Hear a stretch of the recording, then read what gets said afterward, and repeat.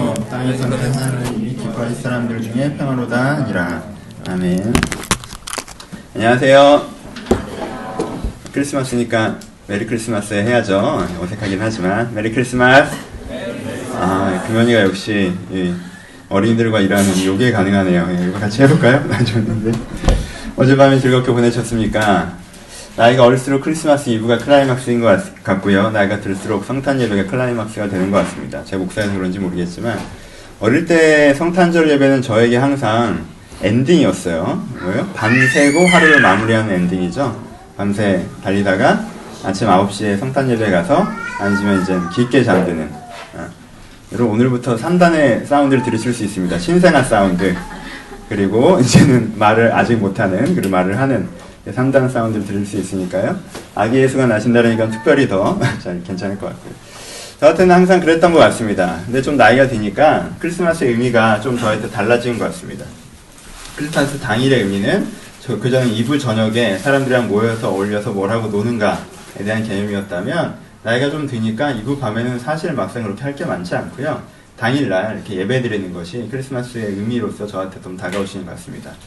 아직 좀 젊은 축들은 어젯밤에 좀 달리셨을 것 같고요.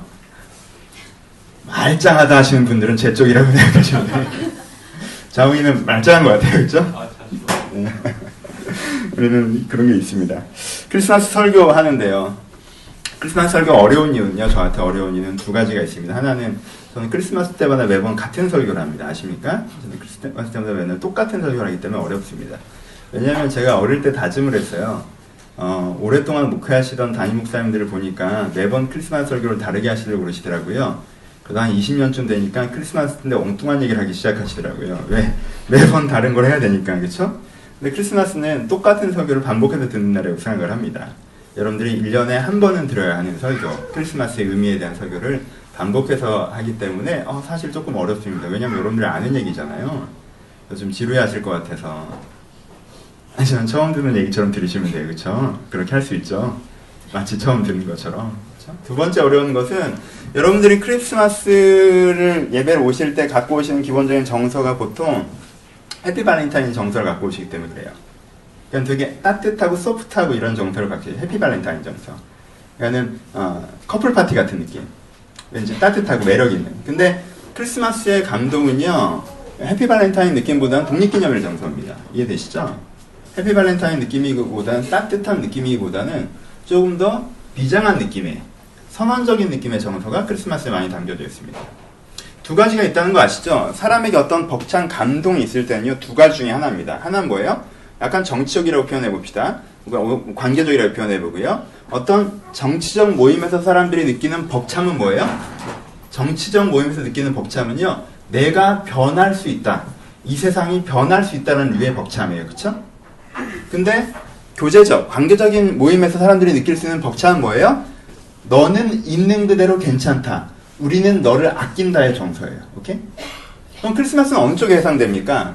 너는 있는 그대로 괜찮아. 나는 너희를 아껴의 정서도 크리스마스에 분명히 있죠. 하지만 크리스마스는 이런 정서보다는 넌 있는 그대로 괜찮다의 정서라기보다는 네가 변화될 수 있다라는 거에 대한 정서예요. 느껴지십니까? 엊그제 나갔을 때 소양 나왔었는데 보셨어요 혹시? 저도 프로그램은 보지 못했고 나중에 파일로 봤는데 오 홀리 나잇인가요? 앞부분 좀 쳐줄 수 있어요? 그 소양이 불렀던 그 오 홀리 나잇이라는 곡이 있습니다. 한번 들어보세요. 유명한 곡이죠? 한번 쳐줄 수 있어요? 그거 아니에요? 하여튼 그거 기억은 나십니까? 오 거룩한 밤 하는 곡은 기억나시죠? 그거에서 여러분들이 딱 하시면서 느낀 우리 가운데 있는 정서는 뭐냐면요. 그 배경화면에 크리스마스 트리 그리고 하얀 꽃눈 같은 이미지 오 거룩한 밤 할 때 왠지 신성한 따뜻함 같은 게 우리 가운데 느껴집니다. 깜짝이야. 선생님 뭘 갖고 오지? 네, 신성한 따뜻함 가운데 우리 가운데 느껴집니다. 근데 막상 그 가사를 한번 기억해 보시겠습니까? 오홀리나 가상이 이렇게 진행됩니다.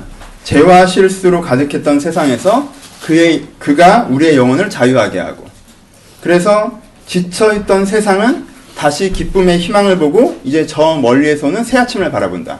무릎을 꿇어라. 천사들의 선언을 들어라. 이 밤은 위대한 밤이다. 이런 뜻이에요. 액센트를 좀 바꿔보죠. 그렇죠? 우리가 갖고 있는 그 곡조와 영어 때문에 우리가 단지 따뜻하게 느꼈던 그 톤을 빼고 우리가 그 가사만 본다면 죄와 실수로 무너졌던 세상에서 이 사람 때문에 우리 가운데 다시 자유의 기회가 주어졌다. 그래서 우리 가운데 피곤하고 지쳤던 세상이 다시 기쁜 희망을 보면서 새로운 세상, 새로운 아침을 기다린다. 그러니까 너도 거기에 동참해라. 너도 거기에 무릎을 꿇어라. 그리고 천사들이 하는 이 선언을 들어라. 이 밤은 위대한 밤이다라는 뜻이에요. 그냥 거룩한 밤이라는 느낌보다는. 그거는 약간 제일 유명한 크리스마스 영화가 뭐가 있지?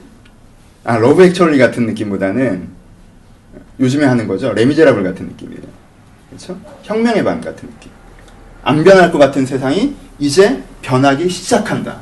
이 위대한 밤 앞에 네가 무릎을 꿇어야 된다라고 선언하는 것입니다.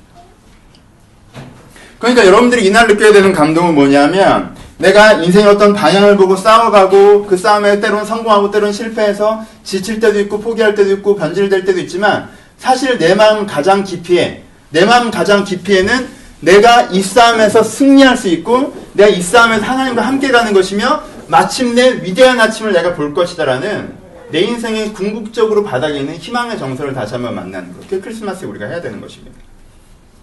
그래서 해피 발렌타인보다는 독립기념일의 정서가 여러분들이 있어야 된다라고 매년 말씀을 드리고 있습니다. 그러면은 이왕 딱딱해진 김에 확 딱딱해져보죠. 내가 이 예화를 준비한 다음에 이래도 되나 싶었는데 이야기가 나온 김에 독립기념일, 미국 독립기념일 있죠? 미국 독립선언서가 있습니다. 세계사 시간에 나오는 거 기억나십니까? 중학교 때 배울 것 같은데. 우리 교회 중등부 있어요. 중학생. 예. 예빈날 네가 막내이던 시대는 깨끗하게 끝났어.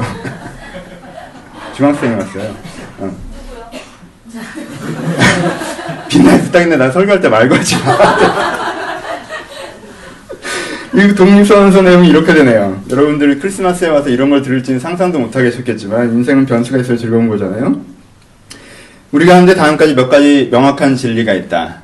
모든 인간은 평등하게 태어나는 것이며 그리고 그 사람은 하나님으로부터 포기할 수 없는 권리를 부여받는다.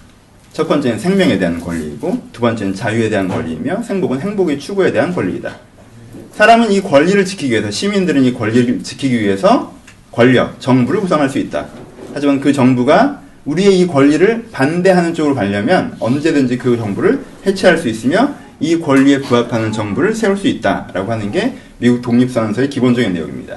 인간은 모두 평등하다. 하나님께 주신 기본적인 권리를 태어나자마자 누구나 갖고 있다. 그건 생명의 권리이며 자유의 권리이며 행복을 추구할 수 있는 권리이다. 그것을 지켜내는 것이 정부이다. 정부가 그것을 지켜내지 못하는 방향으로 움직일 때는 우리는 그것을 해체해야 되고 정부가 그것을 지켜내는 방향으로 될 수 있는 그 정부를 만들어내야 된다라는 게 독립선언서의 기본적인 내용입니다. 그렇죠? 여기서는 문제의식과 지향성을 담고 있습니다. 문제의식은 뭐죠? 그 당시는 왕정이었어요. 세상이 생겨나면서 영원히 왕정이었던 것처럼 왕정이었습니다. 그렇죠? 근데 이 왕정의 시대에 뭐가 문제라는 거예요? 그들이 갖고 있는 첫 번째 문제의식은 어떤 사람들은 원래 자기가 태어날 때부터 세상을 갖고 태어난 것처럼 행세한단 말이에요. 세상이 원래 자기 것이냐 행세한단 말이에요. 그래서 이런 일반 백성들은 마치 자기들을 위해서 존재하는 존재인 양 생각한단 말이에요. 그래서 세상을 함부로 대하고 백성을 함부로 대하는 권력이 존재한다는 것입니다. 그렇죠? 이것이 문제라는 문제의식이에요.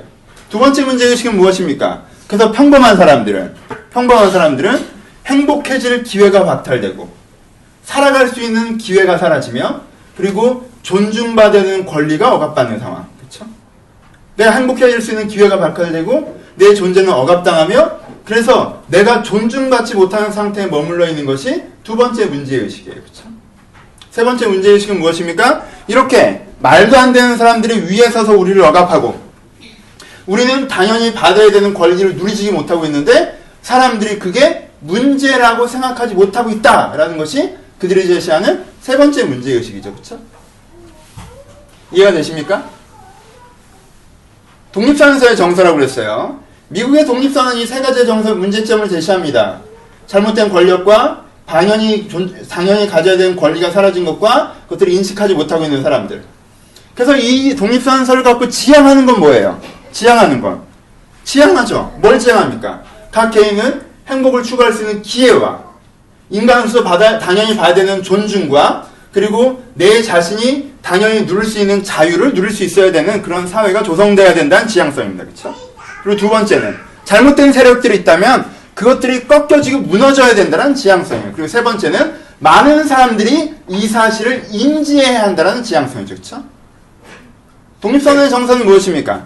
내가 갖고 있는 이 세 가지 문제점을 인식하고 이 세 가지 문제점을 인식하는 것들을 통해서 새로운 지향성을 제시하는 게 독립선언서의 정서예요. 미국 독립선언서가 위대한 이유는요, 굳이 한국 사람들이 그것을 얘기하는 이유는요, 그것은 미국이라는 한 나라의 독립선언이 아니라 왕정의 시대에서 최초의 시민정부의 출현이기 때문에 그렇습니다. 무슨 인간 같다, 그치? 최초의 시민정부의 출현이에요. 처음이었습니다. 이제까지 세상은 다 왕정이었는데 그게 잘못됐다는 인식과 함께 새로운 시민정부가 처음 출현한 거예요. 그래서 한 나라의 역사가 아니라 세계의 역사라고 얘기하는 것입니다. 왜? 우리도 그 흐름 가운데 있습니다. 두 번째, 독립선언서가 위대한 이유는요, 독립선언일은 7월 4일인데요. 우리 미국 사람이 아니니까 상관없지만요, 실제 독립선언서가 발표되고 독립이 쟁취될 때까지는 8년의 시간이 걸렸습니다. 하지만 지금도 미국은요, 독립선언서가 선포된 날이 독립기념일입니다. 왜요? 승리는요, 선포된 순간 존재한다고 생각하기 때문에 그래요. 그리고 미국이 그 식민지 상황에서 자유를 얻은 것이 독립선언의 끝이 아니기 때문에 그래요. 지금도 선언서의 기반으로 이 정부가 우리를 공격하거나 억압하고 있지 않은가 의심하고 우리의 자유와 권리는 존중받고 있는지 의심하고 그것들을 만들어가는 과정성 속에 있기 때문에 출발을 기념합니다. 그래서 독립기념일은 7월 4일이에요. 세 가지 포인트를 아시겠습니까? 이건 정치적인 이야기고 예를 들은 거예요. 이것도 마찬가지입니다. 성탄절도 독립기념일입니다. 성탄절에 천사의 고백을 들으라고 많이 찬양을 하는데요. 그렇죠? 모든 찬양의 가사에 천사의 고백을 들어라. 그 고백 앞에 무릎을 꿇어라. 천사의 선언 앞에 무릎을 꿇으라고 합니다. 그 천사의 선언을 받아들이라는 뜻이에요. 그렇죠? 그럼 천사는 뭐라고 선언했습니까? 이 독립선언서는 이렇게 쓰여 있네요. 아주 간단합니다. 길지도 않습니다. 오늘 본문에 나와 있는 것입니다. 지극히 높은 곳에서 하나님께 영광이요 땅에서는 하나님을 기뻐하시는 사람들 중에 평화로다 라고 얘기하고 있습니다. 무슨 뜻이에요? 아주 간단하게 하늘에는 영광, 땅에는 평화. 하나님에게는 영광, 땅에는 평화 라고 얘기하는 게 이 예수 그리스도의 독립선언, 이 천사들의 독립선언의 아주 간단한 문장입니다. 문장은 쉽지만 의미는 길죠. 무슨 뜻이죠? 여기도 문제의식이 담겨져 있습니다. 무슨 문제의식이 담겨져 있습니까? 영광 없는 하늘의 문제라고 얘기하는 거예요. 평화 없는 땅, 이 문제라고 얘기하는 것입니다. 영광 없는 하늘의 문제는 무엇이죠? 영광 없는 하늘. 하늘이라는 건 이 하늘을 얘기하는 것이라 하나님을 얘기하는 것이고 진리를 얘기하는 것이고 기준을 얘기하는 것입니다. 그렇죠? 영광 없는 하늘이라는 뜻은 뭐예요? 사람들이 진짜 맞는 것이 무엇인지, 진짜 진리가 무엇인지, 내 인생을 관통하는 의미, 내 존재를 관통하는 해석. 아, 나는 이런 사람이구나 라는 존재의 관통. 아, 난 이런 삶을 살아야겠구나 라는 인생의 관통 없이 진짜 진리가 무엇인지 인식하지 못하는 상태에서 마치 지금 이 순간 내가 하는 생각이, 지금 이 순간 내가 느끼는 느낌이, 지금 이 순간 내가 원하는 것이 마치 진리인 양, 마치 영광의 하늘인 양 이야기하는 것이 바로 뭐예요? 영광 없는 하늘이죠. 그렇죠? 이것이 첫 번째 문제의식입니다. 이 청사의 독립선언이 선언하는. 사람들의 문제는 뭐라는 거예요? 5년도 유지되지 못하는 자기진리를 가지고 지금 난 이것이 맞다라고 확신하고 지금 난 이렇게 하는 걸 원한다고 얘기해버린다는 거예요. 여러분 5년이나 유통기한이 됩니까? 5년 전에 이 남자가 진짜 좋았는데 5년 뒤엔 내가 그때 5년 전에 이 직장이 진짜 좋았는데 내가 왜 그때 5년 전에 내가 그렇게 시간을 쓰는 게 굉장히 만족스럽다고 생각하는데 5년 후에는 내가 왜 그때 그랬을까라고 얘기하잖아요. 내가 그때 내 인생을 낭비했고 내가 내 시간을 함부로 썼으며 내가 그때는 그런 기준을 추구했으면 안 됐고 내가 그런 사람과 함께 했으면 안 됐다라고 얘기하게 되지 않습니까? 내 인생에 5년도 관통하지 못하는 기준, 내 존재에 깊이 들어가지 못하고 내 존재에 피상만 적시는 것들. 난 이걸 원한다고 생각해서 했는데 왜 이렇게 기쁘지 않지? 난 이게 진짜 내가 생각하는 거라고 생각해서 했는데 왜 이렇게 후회가 되지? 진짜 내가 원하는 건 뭘까? 진짜 나는 어떤 사람인가? 그때는 내가 그렇다고 생각해서 그렇게 했는데 지나보니까 난 그런 사람이 아닌 것 같네. 내 존재조차 관통하지 못하는 어떤 해석을 가지고 난 이걸 원해. 난 이게 맞아. 난 이렇게 살 거야. 라고 자꾸 얘기하는 것들. 이게 뭐예요? 영광 없는 하늘의 문제입니다. 영광 없는 하늘. 진리가 없는데 진리를 안다라고 생각하는 거. 가지고 있는 것 하나는 자신감 하나에서 내가 지금 문득 생각과 감정, 내가 지금 언뜻한 판단들이 마치 내 완전한 절대적인 기준인 양 이야기하고 그쪽으로 달려가는 것. 아주 재미있는 거예요. 사람들이요, A4 용지에 자기 나름대로 나침반 하나를 그려놓고요, 이렇게 들고 거기가 북쪽이랍니다. 이것과 뭐가 다릅니까?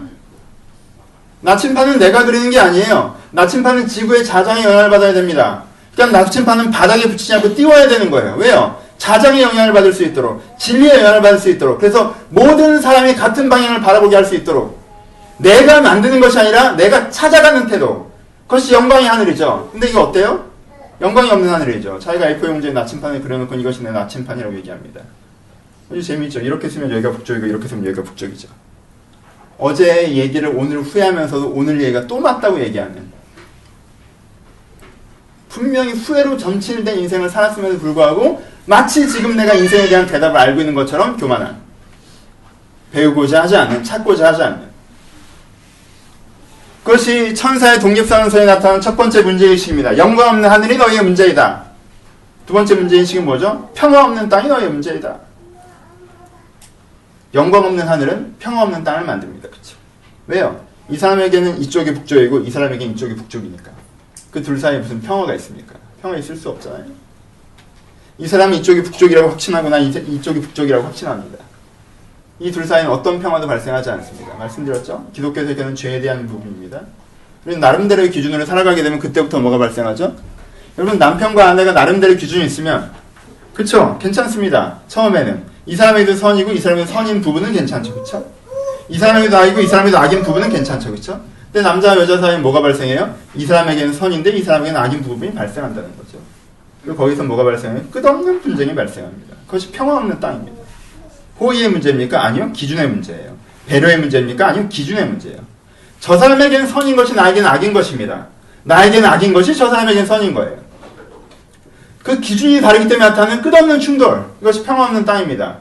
부모와 자식 가운데 기준이 다르고, 남편과 아내 가운데 기준이 다르고, 회사의 상사와 회사의 구성원들 가운데 기준이 다르고, 사회가 전체로 쓰는 기준과 지금 내 개인이 쓰는 기준과 기준이 다르고, 그리고 그 기준들이 충돌해내고, 거기에 평화가 없죠. 영광 없는 하늘이 만들어낸 평화 없는 땅의 문제. 각자 자기가 나침판을 그리고 그것이 북쪽이라고 얘기하니 그 둘 사이에 무슨 평화가 발생할 수 있겠습니까? 인생의 방향성이 다른데도 자기 방향이 맞다고 얘기하는데, 서로 논리가 다른데도 자기 논리가 다른다고 얘기하는데, 심하면 충돌하는 것이고 나아져 봐야 소외되는 것이죠. 그래, 너도 맞을 수 있고 나도 맞을 수 있으니까 넌 네 길로 가고 난 내 길로 가자. 여기가 세상이 얘기하는 평화의 종점이에요. 이 이상은 불가능합니다. 기준이 다른 상태에서. 하지만 넌 내 길로 가고 난 내 길로 가면요, 난 인생길을 혼자 살아가는 사람들의 외로움을 느낍니다. 왜요? 내 기준을 쓰는 사람이 없잖아요. 나처럼 생각하는 사람이 없고 나처럼 판단해주는 사람이 없고. 여러분, 여자분들은 왜 여자친구들을 좋아하는 줄 알아요? 여자친구들은요, 판단하지 않습니다. 얘가 표대를 세우면요, 그 표대 아래로 모여요. 내 남편이 문제다라고 표대를 세우면요, 확 모여서 그래, 네 남편은 문제야 라고 해줍니다. 그러니까 거기서 뭘 경험해요? 평화를 경험하는 거예요. 나와 같은 기준을 쓰는구나. 나와 함께 하는구나. 내가 진리구나. 그리고 그 깃발을 들고 남편에게 가는 거죠. 그럼 또 새로운 전쟁이 시작돼요. 근데 솔직히 얘기해봐요. 그거 진심이에요? 아니죠? 여자분들의 또 특징은 뭐예요? 모였을 땐 같은 기준을 얘기하고 돌아서면 자기 기준을 얘기한다는 거죠. 한 다음에 근데 걘 좀 잘난 척하는 것 같지 않니? 언뜻 들어보면 자랑인 것 같아. 그렇지 않아? 그렇지 않아? 그렇지 않아? 남자는 달라요? 남자는 좀 달라요. 내가 힘들어. 에헤이 이런 너. 근데 그럴 줄 알았다 나 진짜. 뭐예요? 여전히 평화입니다. 우리는요, 내 기준을 지지받지 못하면 소외감을 느낍니다. 외로워요. 그렇죠? 그게요, 세상이 얘기하는 평화의 끝이에요. 충돌하지는 말자. 존중하고 살아가자. 여러분, 그게 존중입니까? 소외죠. 단절입니다. 평화 없는 땅의 문제. 충돌하거나 소외되거나. 무엇이었기 때문에? 영광의 하늘이 없기 때문에. 이것이 문제의식의 출발입니다. 천사의 선언. 이제까지 수천 년 동안 왕정이었어서 왕이 있는 게 당연하고 억압받는 게 당연하고 나는 빈곤하게 태어난 게 억울하고 쟤네들은 좋은데 태어나서 부럽다라는 그 굳어진 사고방식, 그 왜곡된 사고방식, 마치 현실을 진실을 받아들이는 그 잘못된 사고방식에 아니다, 이 틀 자체가 잘못된 것이다. 네가 가난한 집에 태어난 게 문제이고 제가 부잣집에 태어난 게 부러운 것이 아니라 부잣집에 태어났다고 해서 저러고 사는 것이 문제이고 가난한 집에 태어났다고 해서 이러고 사는 것이 문제이다. 왜 아버지가 왕이라고 아들이 왕이냐라고 얘기할 수 있는 세상. 우리는 그 혁명의 사고에 영향을 받아 그래도 성경적인 세계를 살고 있지 않습니까? 그렇죠? 몇천 년 동안 그래왔다고 앞으로도 그럴 필요는 없는 거예요. 아닌 건 아닌 거, 잘못된 거 깨달으면 깨달은 것입니다. 수천 년 동안 사람들은요, 아주 오랫동안 사람들은요, 내가 생각하는 것이 맞다라고 생각했어요. 내가 생각하는 것이 맞다라고 생각하기 때문에 충돌하고 소외되고 자기가 억압되고 자기가 자기 자신을 배반하고 1년마다 자기가 자기 자신을 비난하면서도 그것이 맞다고 생각했어요. 그래서 지금 천사가 외치는 것입니다. 이제 영광 없는 하늘과 평화 없는 땅의 문제가 해결된다. 지향성은 무엇입니까? 영광의 하늘이죠. 각 사람들이 뭘 찾아가는 것이에요. 각 사람들이 진리를 찾아가는 것입니다. 내가 맞다라고 얘기하지 않고 내가 모른다라고 얘기하는 거예요. 그럼 진짜 뭐가 맞는지 배우는 것입니다. 누구에게? 진리에게. 누구에게? 진리 되신 하나님께 배우는 거예요. 무엇이 진짜 맞는지. 우리 하나님을 창조주라고 얘기합니다. 창조주라고 얘기하는 것에 여러 가지 의미가 있지만 이 중에 가장 중요한 의미 중에 하나는 하나님이 세상의 구성 원리와 인간의 구성 원리를 가장 정확하게 알고 계신다는 고백입니다. 내가 알지 못해요.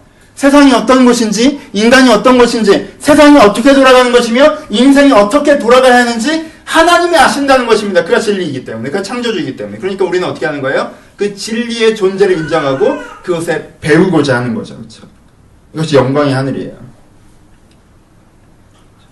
우리가 하나님께 영광을 돌립니다 라고 얘기합니다.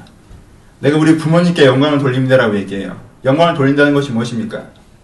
내가 이렇게 되는 것은 그의 기준 혹은 그의 덕분이고 그래서 이 결과는 내가 만든 결과이기보다는 그가 만든 결과라고 고백하는 거예요. 그렇죠? 영광을 돌린다는 말은 두 가지가 담겨있어요. 뭐예요? 나보다 그가 이 일의 중심이라고 인정하는 것이고 그리고 나는 그것을 굉장히 좋아한다고 인정하는 것입니다. 그렇죠? 하나님께 영광을 돌리는 거. 첫 번째, 영광의 하늘. 두 번째, 평화의 땅이죠. 아주 간단한 문제 해결입니다. 여러분, 옆 사람을 사랑하려고 노력해서 사랑하게 되는 게 아니에요. 얘 기준이 다르고 내 기준이 다르면 사랑할수록 열받아요. 안 그래요? 정말 열받아요. 사랑할수록. 난 얘가 내 아들이 정말 잘 됐으면 좋겠어. 그럼 이렇게 해야 될 것 같아. 근데 얘는 그렇게 안 해.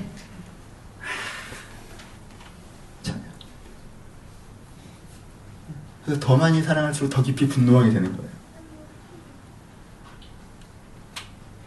여기는 들을 게 있는 사람은 들을지어 여긴 몰라. 니네가 왜 고개를 끄덕거려. 그래서 우리 부인이랑 이쪽이 아는 거죠. 뒤에 서 있는 엄마들이. 평화의 땅은 무엇이면 기준이 같아진 거예요. 너도 그렇게 생각하니? 나도 그렇게 생각하는데. 아, 너도 그렇게 결정했구나? 나도 그게 맞다고 생각했는데. 아, 너도 그렇게 느끼는구나? 나도 그렇게 느끼는데. 신기하다. 내가 일부러 네 느낌을 공감하려고 하는 게 아니라 너를 어떻게든 막 이해해 보려고 하는 게 아니라 나도 그렇게 생각해. 근데 너도 그렇게 생각하는구나. 나도 그렇게 느꼈는데 너도 그렇게 느꼈어? 그럼 평화로운 마을을 한번 상상해 봅시다. 평화로운 마을은 두 가지가 없는 거예요. 첫 번째 뭐가 없어요? 권력자가 없는 거죠. 두 번째 뭐가 없어요? 대문이 없는 거예요. 평화로운 마음은요, 나 혼자 살아가는데 나를 괴롭히는 사람이 아무도 없는 것에서 끝나지 않습니다. 그건 첫 번째죠. 그렇죠? 평화로운 마을의 첫 번째는 권력자가 없는 거예요. 나를 괴롭히는 놈이 없는 거. 여러분 인생에 왜 평화가 없습니까? 권력자가 있기 때문이잖아요. 여러분 상사가 여러분들 괴롭히고 사회가 여러분들 괴롭히고 또 아버지가 괴롭히고 괴롭히잖아. 자꾸 부인이 괴롭히나? 나를 자꾸 괴롭히는 거. 그렇죠? 내 인생 권력자가 있기 때문에 내가 힘든 거예요. 평화가 없는 거예요. 두 번째, 뭐가 없기 때문에 내가 힘들어요? 평화. 권력자가 없다고 하는 게 힘든 게 아니에요. 평화로우려면 뭐가 없어야 돼요? 대문이 없어야 돼요. 대문이 없다는 게 뭐예요? 단절 없는 소통을 얘기합니다. 그렇죠? 이 마을 사람들이 서로의 집에 자유롭게 방문하고 서로를 위해하는 사람들이 아니고 서로 아끼는 사람들이고 서로를 받아주는 사람들이고 여러분들이 상상하는 평화로운 마을은요 일단은 어떤 군대 같은 게 존재하고 경찰 같은 데 존재해서 사람들이 줄을 맞추는 데는 평화로운 게 아니에요. 그쵸? 억압적인 거죠. 그쵸? 어제 여의도에도 경찰이 제일 많았다고 그러던데 그 많은 경찰 앞에서 무슨 커플 되신 분들 대단해요. 정말 정말 대단하신 분들이에요. 그분들은. 그분들은 거기 안 갔어도 어디선가 만났을 거야. 하여튼 경찰에 있는 사람은 평화롭다고 느꼈잖아요. 그리고요, 문이 다 닫혀있는 아파트는요, 그 속이 아무리 따뜻한 가정을 형성하고 있어도요, 사람들이 평화롭다고 느끼지 않습니다. 여러분들이 상상하는 평화로운 마음은요, 대문과 담이 없는 집들이에요. 사람과 사람들이 길거리에 나서 대화하는 곳이에요. 그들을 압제하는 경찰과 지도자가 없는 곳이에요. 왜요? 다 이미 같은 기준과 생각을 품고 있기 때문에 누군가 억지로 그걸 시킬 필요가 없습니다. 그리고 이미 다 같은 생각을 갖고 있기 때문에 서로 자유롭게 소통되고 있는 상태. 이게 평화로운 마을이에요. 이게 평화로운 가정이고요. 이게 평화로운 직장이고요. 이게 평화로운 삶입니다. 그렇죠? 이것이 지향성이죠. 내가 지향하는 거, 여기서부터 저기로. 내가 영광 없는 하늘과 평화 없는 땅에서 천사가 선언합니다. 이제 천사가 선언해요. 네 인생의 문제는 영광 없는 하늘의 문제였고 평화 없는 땅의 문제였다. 이제 네 인생이 어디로 가야 된다? 영광의 하늘과 평화의 땅으로 가야 한다! 라고 선언하는 것입니다. 그리고 예수가 그것을 이루실 것이다! 라고 선언하는 것이에요. 그럼 맨 먼저 이루실 것이라는 얘기에 넘어가기 전에 여러분들이 먼저 뭐에 동감하셔야 돼요? 이 선언 자체에 동감하셔야 됩니다. 이 선언 자체, 이 성탄의 고백이라고 하는 것이 내가 내 존재에 대한 해석이라는 것들에 대해서, 내 존재의 바닥이라는 것들의 해석에 대해서, 내가 이것이 내 문제이고 이것이 내 지향이라는 것들에 대해서 여러분들이 먼저 동감하실 때, 동의하실 때 여러분들이 뭐가 가능한 거예요? 성탄을 축하하는 게 가능한 거예요. 성탄을 축하한다는 기본적인 의미는 이것입니다. 내 문제가 바로 이 두 가지 문제였는데 이 문제가 해결될 수 있다. 내가 진리의 세상과 평화의 땅으로 갈 수 있다. 내가 진리를 알아감을 말미암아 그 진리를 함께 알아가는 사람들 가운데 내가 진정한 평화의 공동체가 될 수 있다는 그 꿈. 그 꿈을 갖는 것이 첫 번째입니다. 두 번째, 성탄을 축하한다는 의미는 무엇이죠? 이것이 된다라는 확신이 생기는 것이죠. 그렇죠? 천사가 선언합니다. 이게 된다. 이것이다 라고 하는 선언과 함께 이것이 된다라는 선언을 담는 거예요. 이것이다를 알았습니다. 근데 내가 느끼기에 아 그래 진리를 알면 좋지, 평화로우면 좋지, 근데 이렇게 되겠어? 라는 생각이 되면 내가 그것들을, 그 선언이 오히려 나에게 두려움이 되겠죠. 그 선언이 나에게 오히려 부담이 될 거예요. 근데 이게 된다라는 선언을 우리 이 천사들이 하는 선언입니다. 된다라는 의미로 세 가지를 담고 있습니다. 첫 번째, 왜 된다라고 했어요? 이미 이것은 주일날 설교했습니다. 왜 된다고 했어요? 예수가 태어났다는 의미가 뭐라고 그랬어요? 성육신했다는 의미가 뭐라고 그랬습니까? 왜 된다고 한 거예요? 성육신이라는 사건 자체가, 하나님께서 계시로 예수님을 보내신 것 자체가, 하나님께서 어떻게 하신다는 거예요? 이 문제가 해결될 수 있다라는 소망을 가지셨다라는 거죠. 하나님은 낙관하고 계시다는 거예요. 이 문제를 해결할 수 있다라는. 두 번째, 그래서 하나님께서 이 문제를 해결하는데 스스로 플레이어로 참여하신다는 거죠. 그렇죠? 하나님께서 이 문제에 낙관하시고 이 문제를 해결하시는데 직접 참여하셨기 때문에 된다라는 선언을 담은 게 예수 그리스도의 사건입니다. 예수가 이 땅에 왔어요. 이가 하나님이 보내시는 그 계심을 인정한다면 예수가 이 땅에 왔다라는, 태어났다는 사건 자체가 뭘 상징한다는 거예요. 아, 하나님은 이 문제를 해결하실 수 있다라고 선언하시고 그리고 스스로 이 문제를 해결하시겠다고 뛰어드셨구나. 그러니까 이 문제가 해결될 수 있다고 믿는 게 첫 번째, 된다라는 거에 대한 근간입니다. 그렇죠? 두 번째, 이 된다라는 것은 어떻게 됩니까? 작은 아기 예수로 온다고 했어요. 그렇죠? 그러면 새하늘과 새 땅은 하늘에서 그냥 이렇게 임하는 게 아니에요. 새하늘과 새 땅이 갑자기 하루아침에 땅에 솟구쳐져지는 것이 하늘에서 툭 떨어지는 게 아니라는 거예요. 새하늘과 새 땅, 영광의 하늘과 평화의 땅은 어떻게 옵니까? 영광의 하늘과 평화의 땅은요, 한 어린 아기로부터 와요. 이것이 하나님의 가능성의 미학이며 나약함의 미학이며 하나님의 출발점입니다. 그렇죠? 이걸 이해하셔야 돼요. 영광 없는 하늘과 평화 없는 땅에 살고 계십니다. 여러분들이 생각만 막 고집하고, 그래 내 인생을 통전해야 될 건데 뭐 내 인생이 뭔지 모르겠고 어떻게 될지 모르겠고 내가 어떤 사람인지 잘 모르겠고 해서 이 사람들은 계속 부딪히고 그래서 좀 아프고 내가 억지로 좀 잘하려고 해봐야 내가 다른 사람을 누르는 거고 뭐 해서 또 외롭고 막 이러고 있어요. 이게 문제여서 이게 아니려고 노력을 해요. 그렇죠? 이게 아니고 싶어요. 아니어야 되겠다는 것까지 동의를 해요. 아니어야 되겠다는 것까지 공감을 합니다. 어떻게 하면 아닐 수 있을까? 하나님이 내 인생 가운데 일하시겠다고 하신대요. 하나님께서 가능성을 보신대요. 하나님께 플레이로 참여하신대요. 좋은 소식이네요. 그쵸? 그럼 이제 하나님과 함께 이 문제 풀어가면 될 거예요. 그럼 어디서부터 풀어가면 될까? 여러분, 이 광야 같은 여러분들의 심정에도 뭐가 있다는 거예요? 아기 예수가 있다는 것입니다. 뭐가 있어요? 작은 생명의 가능성, 이것들을 만들어낼 수 있는 작은 가능성 여러분들 마음이 있다는 거예요. 여러분들의 마음에도 여러분들의 마음이 여관이어서 예수님을 거절하고 예수님을 외면하고 예수님에게 여러분들의 마음의 방을 내어주지 않아도 여러분들의 마음 한 규통이 마구간에 구유통에 예수가 여러분들의 인생의 변화의 작은 가능성이 작은 생명의 씨앗이 성령의 하나의 호흡이 여러분 안에 있다는 것입니다. 그렇죠? 그것에 집중하셔야 돼요. 됩니다. 어떻게 돼요? 하나님께서 플레이어로 참여하시기 때문에 됩니다. 됩니다. 어떻게 돼요? 여러분들 안에 있는 작은 아기 예수로부터 됩니다. 왜 자꾸 안 된다고 생각하는 줄 알아요? 하늘에서 새하늘과 새 땅이 임할 거라고 생각하니까 안 되는 거예요. 한번 헷갈려 변해서 내가 왜 바뀔 거라고 생각하니까 안 되는 거예요. 그렇게 되는 게 아니에요. 여러분들 안에 있는 그 생명의 가능성에 집중하십시오. 여러분 마음에 저 이면에 숨어 있잖아요. 그렇죠? 여러분 마음에 바닥이 숨어 있습니다. 근데 그것이 여러분들의 진심이에요. 그것을 찾고 그것에 집중하셔야 됩니다. 동방박사가 예수를 찾아냈던 것처럼 목자들이 예수를 찾아냈던 것처럼 그것을 찾고 그것에 집중하셔야 돼요.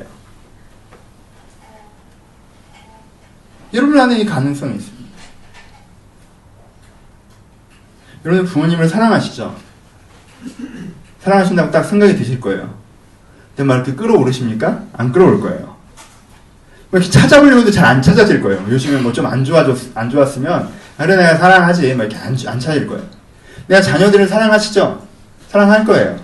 근데 이게 안 느껴질 때가 있어요. 막 찾아보려고 하는데 안 느껴져요. 내가 나를 사랑하죠? 사랑하겠죠? 안 사랑하겠어요? 내 마음의 진심은 날 사랑하는 걸 거예요. 근데 완전 안 느껴져요. 왜? 마음이 안 들기만 해요. 막 화만 나요. 쳐다보면. 내가 내 남편을, 부인을, 애인을 사랑할 거예요. 그쵸? 사랑하는데 그게 안 느껴질 때가 있어요. 안 느껴져요. 근데요, 그게 없어진 거예요? 아니에요. 있어요. 어디에. 근데 어디에 넣어놨는지 이게 진짜 안 보이죠. 그쵸? 여러분들 이제 부모님을 더 이상 사랑하지 않는 거예요? 여러분 자녀들을 더 이상 사랑하지 않는 거예요? 여러분들 남편과 아내를 더 이상 사랑하지 않는 거예요? 아니에요. 상황과 여건과 그리고 순간적인 감정들과 순간적인 생각들에 막 치여서 어디 구석탱이에 처박혀져 버린 거예요. 근데 문제는 어디서 발생한 줄 알아요? 어디 구석에 처박힌 건데 그때 여러분들이 이 찰랑찰랑 내 마음에 표층에서 느껴지는 거에만 집중해서 난 더 이상 내 부모를 사랑하지 않는다고 선언하면 그때부터 문제가 생기는 거예요. 난 더 이상 이 배우자를 사랑하지 않는다고 선언하면 그때부터 문제가 생기는 거예요. 난 더 이상 이 자녀를 사랑하지 않는다. 호적에서 파버렸으면 어디서 저런 게 태어나지 이러면 그때부터 문제가 생기는 거예요.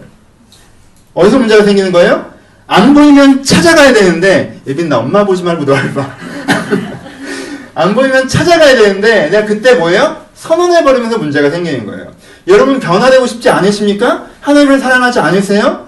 지금 이 상황에 안주하고 만족하고 난 그저 그런 사람을 사랑하고 싶으세요? 아니에요. 그건 여러분들의 진심이 아닙니다. 이 상황과 여건이 바쁘고 이 상황과 여건이 정신없어서 그런 건 생각하고 싶지 않으세요? 아니요. 그건 여러분들의 진심이 아니에요. 거기에는 분명히 구유의 눈이 아기의 입수가 있다는 거예요. 여러분 그것들을 찾아내셔야 됩니다. 누구처럼?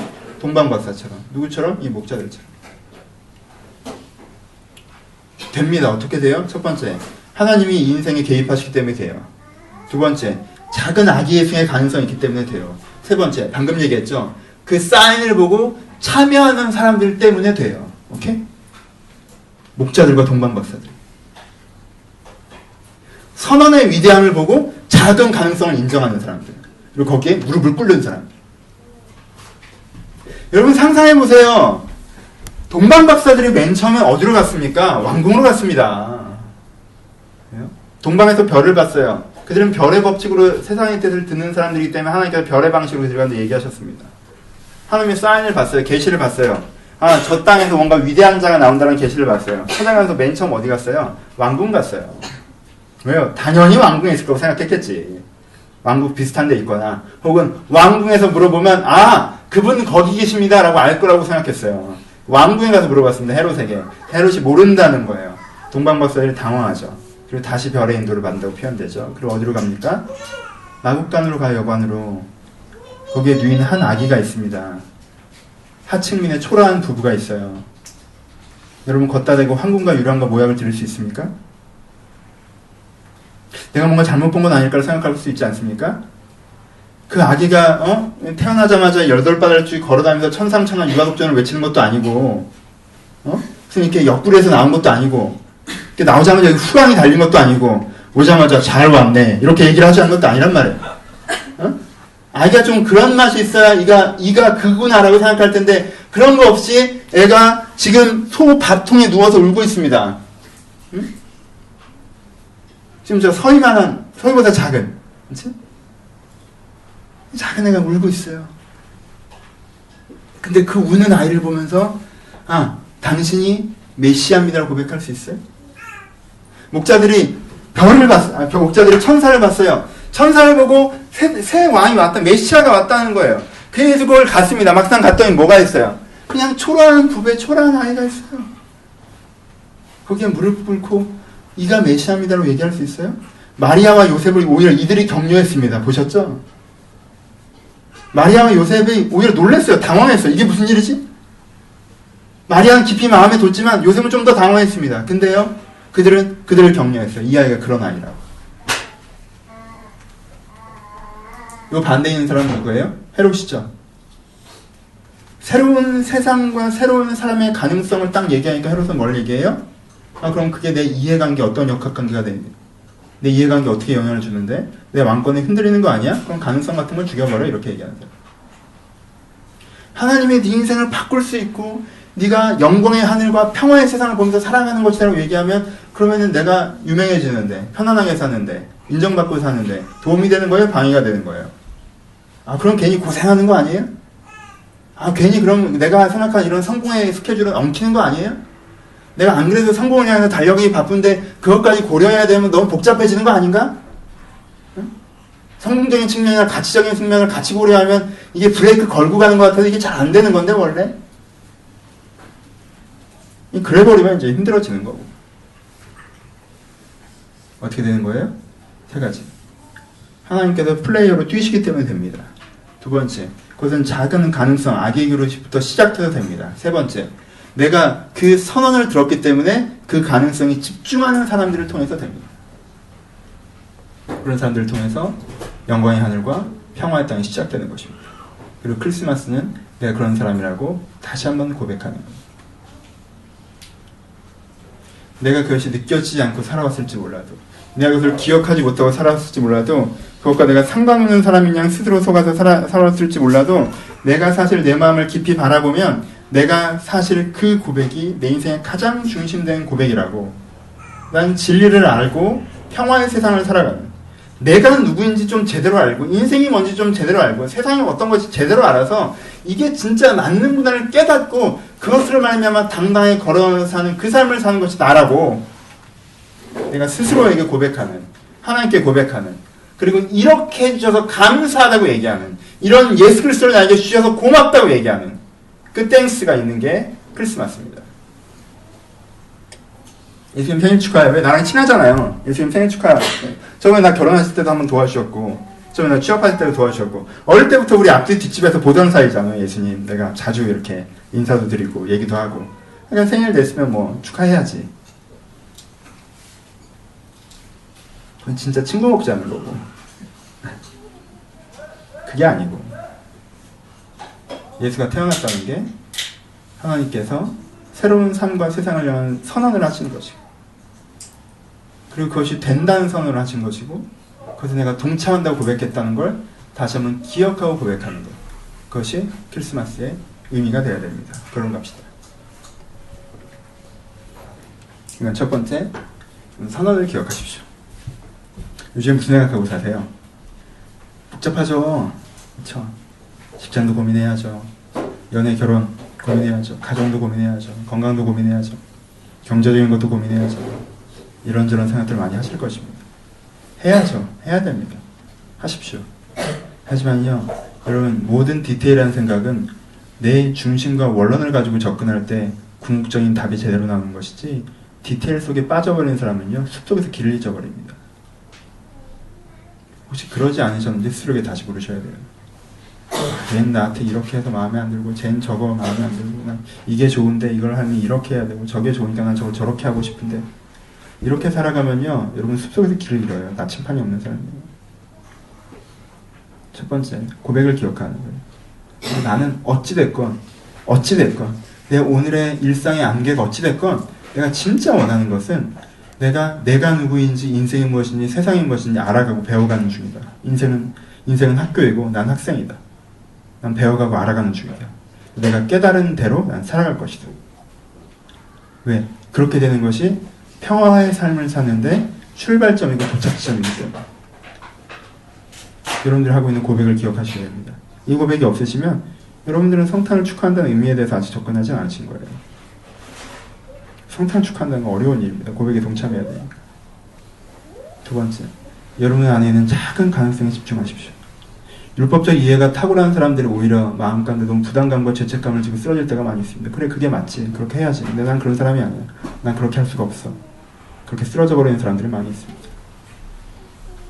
하지만 여러분, 한꺼번에 되는 게 아니에요. 예수가 천군 천사를 이끌고 하늘에서 빛의 광채로 오신 게 아닙니다. 마국간에 나셨어요.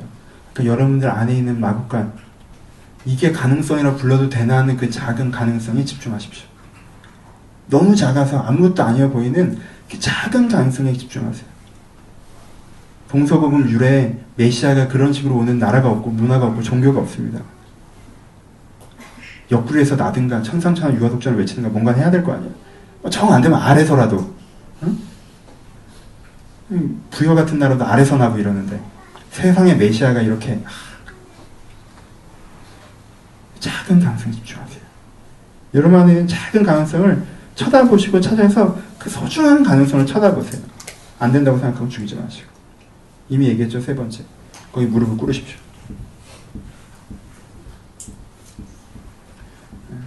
오만한 평가자가 되지 마세요. 자기를 불쌍한 척 과장하는 평가자가 되지 마십시오. 근데 아직도 잘 믿기지가 않아요. 믿는 건 네가 하는 거예요. 믿겨서 믿는 게 아니라. 이렇게 무릎을 꿇으세요. 믿기로 결정하십시오. 그건 선택하는 거예요. 무릎을 꿇으세요. 천사의 선언을 듣고 무릎을 꿇으십시오. 진짜 이게 가능성이라고 내가 인정하며, 그런 세상을 하나님께서 만들 수 있다는 걸 인정하며, 내가 그런 세상을 원한다라고 인정하십시오. 무릎을 꿇어야 됩니다. 그 동방박사들처럼. 자기 세계에선 잘 나갔고, 자기 판단이 있고, 자기 지혜가 있지만, 이게 맞다라고 하나님께서 가르쳐 주셨다면, 거기서 자기가 과감하게 무릎을 꽉 넣는 것입니다. 믿겨질 때까지 기다리는 것이 아니라, 내가 믿기로 결정하고, 믿기로 선택하는 것입니다. 그렇게 됐을 때, 여러분 인생에 새롭게 하나님께서 영광의 하늘과 평화의 땅을 주실 것입니다. 그것을 우리가 다시 한번 감사 고백하는 것이 크리스마스입니다. 이것이 메리 크리스마스입니다. 멀리서 오는 새 아침을 바라본다. 이 지친 세상이 다시 한번 희망으로 기뻐하고 멀리서 오는 새 아침을 바라본다. 이 위대한 밤, 이 천사들의 선언에 무릎을 꿇어라. 여러분들이 고백에 동참하셨으면 좋겠습니다. 이 위대한 밤, 천사들의 선언에 무릎을 꿇으십시오. 새로운 아침이 오고 있습니다. 여러분들은 변할 수 있습니다. 우리는 변할 수 있습니다. 세상은 변할 수 있습니다. 하나님께 그렇게 하실 것입니다. 그것들을 선택하신 여러분들 되시기를 주님 이름으로 축복합니다. 기도하시겠습니다.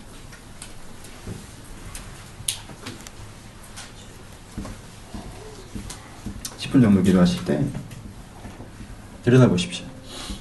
항상 가장 중요한 것은 들여다보는 거예요. 여러분들의 마음의 중심에 뭐가 있습니까? 요즘에 너무 정신없이 살아서 중심이 안 보이시는 분들이 있을 거예요. 흙탕물 쳐놓은 것처럼 상황이 바쁘고 정신없고 힘들고 그래서 막 흙탕물 쳐놓은 것처럼 내 마음의 중심이 안 보이시는 분들도 있을 거예요. 내 마음의 중심이 이상한 분들도 계실 겁니다. 내 마음의 중심으로 내려가 봤더니 나는 그냥 편하게 살고 싶고 인정받고 살고 싶고 그냥 성공하며 살고 싶구나. 난 뭐 변하고 뭐고 됐고 난 그냥 좀 편하게 살고 싶다. 성공하고 싶다. 인정받고 싶다. 그러신 분들 계실 거예요. 이 순간 우리 두 가지를 회개합시다. 주님, 내가 정신없이 사느라 내가 뭐가 중요한지도 잊어버리고 살았습니다. 주님, 내가 정신없이 살다 보니까 예전엔 주를 위해 살겠다고 고백했던 사람인데 내가 이제 편하려고 살고 있습니다. 하나님, 내 중심에 다시 한번 오셔서 내가 좀 변하고 내가 진리를 알고 영광의 하늘과 평화의 땅을 열어가는 그런 사람이 좀 되게 하여 주옵소서. 내가 그 고백을 내 마음의 중심에 다시 한번 둡니다. 내 마음의 중심에 그 고백을 둡니다. 내 예수를 인정하고 내 예수를 받아들이고 예수를 내 마음의 주인으로 영접합니다. 주님, 그리스도가 내게 오심에 감사합니다. 내가 그것을 기뻐합니다. 메리 크리스마스. 여러분들이 하나님께 정말 이 메리 크리스마스라는 고백을 할 수 있었으면 좋겠습니다. 정말 크리스마스가 제일 좋습니다. 그 고백을 드릴 수 있는 그런 시간이었으면 좋겠습니다. 혼란스러운 여러분의 마음을 좀 들여다보시고 잘못된 길 위에 서 있는 여러분의 마음을 들여다보시면서 하나님의 규정을 다시 한번 고백하는 시간이었으면 좋겠습니다. 우리 자유롭게 한 5분에서 10분 정도 묵상하며 고백하며 기도하도록 하겠습니다. 기도하겠습니다.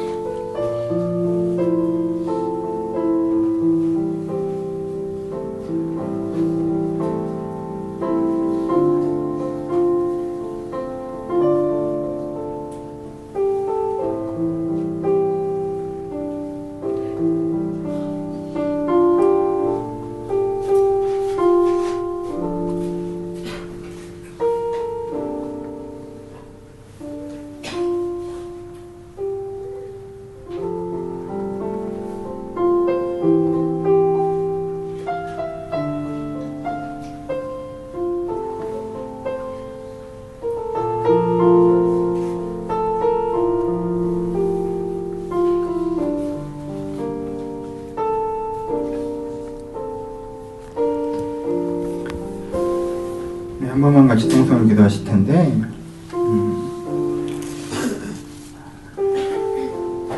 여러분들은 있는 그대로 소중하다는 하나님의 격려도 필요하지만 네가 변할 수 있다라는 하나님의 소망도 필요한 사람들입니다. 그렇죠? 크리스마스가 분명히 격려입니다. 여러분들이 어떠하건 간에 하나님께 여러분들을 찾아오신다라는 격려입니다. 여전히 너를 사랑하고 여전히 너를 아끼고 여전히 너를 포기하지 않고 여전히 너와 시작할 수 있고 여전히 너를 기대하고 있다는 격려입니다. 하지만 크리스마스는 더 큰 의미는 소망입니다. 네가 반드시 만날 수 있다라는, 네가 반드시 회복될 수 있다라고 하는, 네가 이제까지 모습과 다른 네 모습을 볼 수 있다라는 소망입니다. 이 시간 하나님께 두 가지를 구합시다. 하나님 나를 격려하시고 나에게 소망을 주시옵소서. 지금 내가 지친 몸이 있다는 주님께 격려받게 하시고 내가 눈을 감고 있었다고 한다면 주님을 알면 다시 한번 소망을 보게 해달라고 이 두 가지를 구하시면서 한 번만 같이 통성으로 기도하고 제가 기도하도록 하겠습니다. 기도하겠습니다. 하나님 아버지, 이들 가운데 하나님의 격려가 있기를 소원하며 하나님의 소망이 있기를 소원합니다. 아버지, 이들 가운데 하나님의 격려가 있기를 소원하며 하나님의 소망이 있기를 소원합니다. 아버지, 이들 가운데 하나님의 격려가 있기를 소원하며 하나님의 소망이 있기를 소원합니다. 아버지, 격려받지 못해서 마음을 닫고 있는 자들이 있다면 하나님을 평가하고 움츠려들고 있는 그런 자들이 있다면 하나님이 격려하시는 하나님을 경험하게 하여 주옵소서. 아버지, 격려하시는 하나님을 경험하게 하여 주옵소서. 아니, 내가 너로부터 시작할 수 있고 내가 너와 함께하고 있으며 내가 너와 함께 간다라는 그 격려를 아버지 여기 모인 한 사람과 제가 너희께 보여주기를 소원합니다. 아버지, 이들 가운데 무엇보다 하지만 소망을 주시옵소서.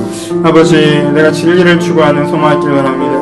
안주하려고 하는 어리석은 마음 가운데 저희가 싸우게 하시고 안주하려는 어리석은 마음 가운데 저희가 머무르지 않게 하시고 하나님께 주신 그 진리의 소망의 말씀에 따라서 제가 제 인생을 제대로 알고 제 인생을 바로 바라보고 살아가는 그런 소망을 제가 회복될 수 있도록 여기는 한 사람한테를 이렇게 축복하여 주옵소서. 하나님 아버지, 저희가 이 세상 살아가다 보면 정신이 없어집니다. 주님, 저희가 근데 경황이 없어집니다. 주님, 저희가 근데 생각이 없어집니다. 주님, 그래서 내 생각이 아닌 생각들이 내 속을 가득 채우고 내 감정이 아닌 감정들이 내 속을 가득 채워서 내가 무슨 생각을 하는 사람인지, 뭘 원하는 사람인지, 뭘 느끼는 사람인지도 제대로 모르고 살아갈 때도 있음을 제 앞에 고백합니다. 저희가 이 주님의 성탄을 맞이하여서 사실 내가 내 마음 저 깊이 가운데 있는 하나님께서 주신 소망과 하나님께서 주신 격려가 내 안에 뿌리이며 내 안에 존재함을 저희가 바라보게 하여 주옵소서.